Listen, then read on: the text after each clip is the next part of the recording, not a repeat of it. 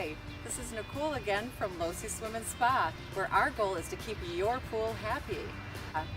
Today we're going to talk about common pump problems such as air bubbles in the return, a humming motor, or a clogged impeller. So stay tuned. We're going to start with a common problem with air bubbles in the pool. First up, you're going to want to check your water level. First and simplest thing to do.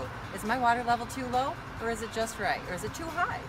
And I can show you where a proper water level is at. So the proper water level you want about halfway up or 3/4 of the way up your skimmer. Or some skimmers actually have a marcation line where it says pool fill here or line here. And you can also note that if your skimmer faceplate has that little marcation line. If your water levels are off, either if it's too low, you're going to fill your pool up to that fill line or 3/4 halfway up your skimmer. And if it's just right, then you can carry on to the next thing, which would be checking your pump lid O-ring.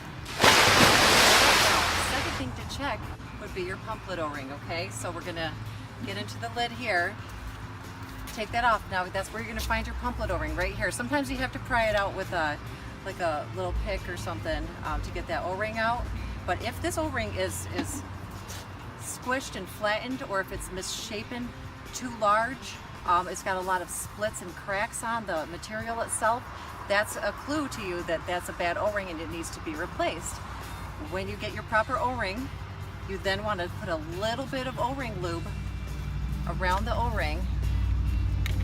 Okay, just go all the way around and coat that O-ring like that, and then just a light layer, nothing excessive. And then put your O-ring on the pump lid, of course taking your old one off first, put your new one on, and then seal it back down. Start your equipment back up, and if you have solved the problem with no more air bubbles, that was simply the problem, a bad pump lid O-ring.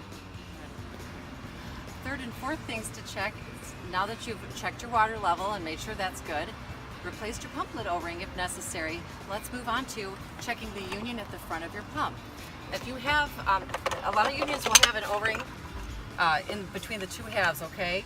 Right here, you see an O-ring right here. That O-ring might be bad as well, so that's a replaceable piece. So just bring that into your favorite pool store and get your O-ring.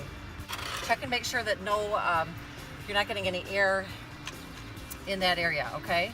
Now, if that's okay, then what we're going to do is we can move on to getting up into the impeller to see if that's clogged. What I'm going to do, I like to take an old school metal handled garden hose nozzle, thread it on the garden hose, get this ready. Now you're going to have to take out your pump basket, okay? So you'll take out your right pump basket, and then that'll give you room to aim back up into here. And I'm using this cutaway pump so you can kind of see where we're striving to go, which is the impeller is right here, okay guys?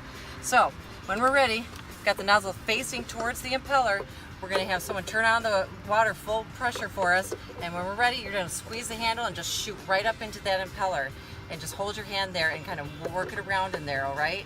Now, you will, if it is clogged, you will see pine needles come flying out, little pebbles. I've had someone's kid put the fish tank pebbles down the skimmer before, and that came shooting out, so all kinds of stuff could come shooting out of there. So you do that. When you're done, just turn off the water, bring this back out, put your pump basket back in, your lid back on, and see how that goes.